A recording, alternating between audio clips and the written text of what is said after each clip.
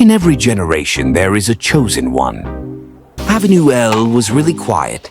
A little too quiet. I guess with Christmas approaching and it being freezing outside, everybody stayed in. Which I suppose is a good thing, seeing that Krampus is out and about. Kara walked down the street with her senses primed and ready for action. So far, things were quiet until two children emerged from their homes screaming in terror. Kara walked into the house anticipating something horrible. All night she's been encountering horrible creatures. It was Krampus, but the entity appeared different than it did before. But unlike before, she wasn't going to let him blast her through a wall. Kara pummeled the beast with a series of hard and fast attacks. She landed a kick, then a punch. Krampus moved evasively, but she was ready. She didn't know if this would work, but she drove a stake to its heart. Luckily, the stake worked and the monster dissolved into a spout of fire. She cleared out and made her way down the street.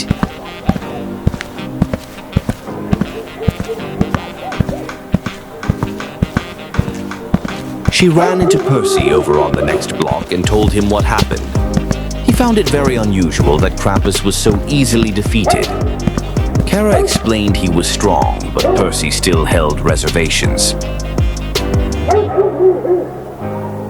Kara continued on her nightly patrol. She still sensed danger in the immediate vicinity. A few paces away, she encountered a vampire bent on sucking her dry.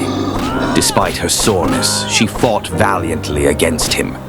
She boxed him several times in the face before he grabbed her and went in for the kill. He thought he had her, but she whipped out a stake with the quickness and shoved it into his heart. Kara walked away and continued down 82nd Street. She still sensed danger, so Kara marched on. Something lurked close by. She could feel it. Her eyes moved about wildly from left to right. She crossed Avenue J and a vampire in military garb jumped out of the shadows. He vowed to destroy her. Prepare to die. Instantly, they hooked off on each other. She jabbed him in the ribs, then in the chest.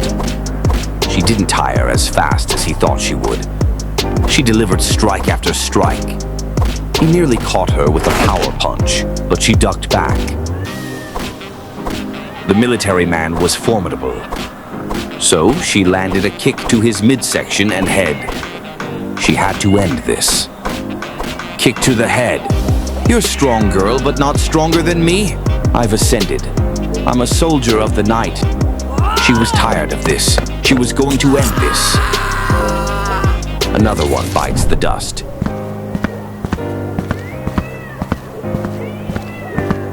There was still something sinister in the air. The hairs on her neck stood on end. Kara continued on forward.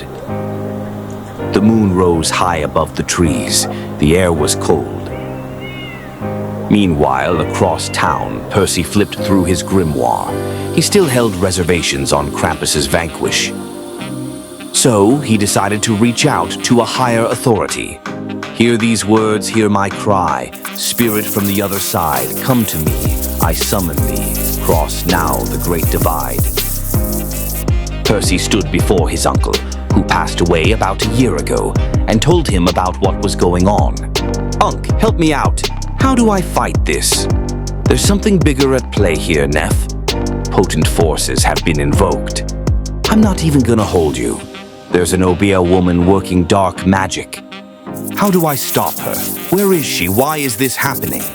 Percy inquired, as he continued his quest of enlightenment. Kara continued to wage her nightly war against the undead. She encountered another vampire, but this one seemed a little familiar. Despite she fought him with all her strength and might.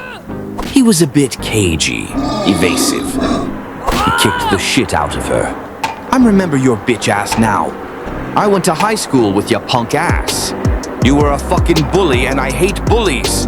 Her slayer reflexes made sure he didn't see the stake coming. She continued on her patrol, still sensing immense danger. She received a phone call from Percy. He stated the threat is not eliminated, and in fact, there's another threat. She sensed something evil nearby, so she received more information, hung up, and ramped up her search.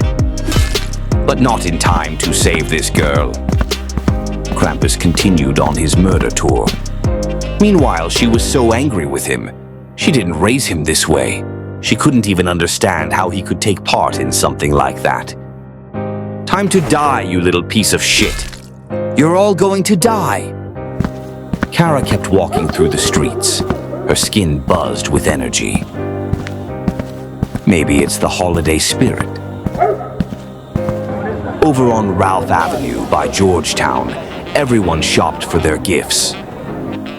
Kara found Krampus and they fought again. She laced him with a series of fierce punches. He picked her up and the sidewalk slammed her into the pavement. Krampus left her reeling on the ground and walked off into the night. He had more fates to seal. It took her a few moments to recover. But she eventually stood up and chased after him. Meanwhile, the streets were eerily quiet, but that was a lie because Krampus was still on the loose. This young woman was on her way home from the bus when some scary-looking Santa monster began chasing her. Krampus was on his walk about searching for that little frigger who ran off. She really thought she was going to get away. Little asshole is going to pay. Please, don't do this. Please don't hurt me. I'm so sorry. You know we were being stupid kids. Screw you, you little frigger. I'm going to destroy you all. You little friggers can't just attack grown women and their children.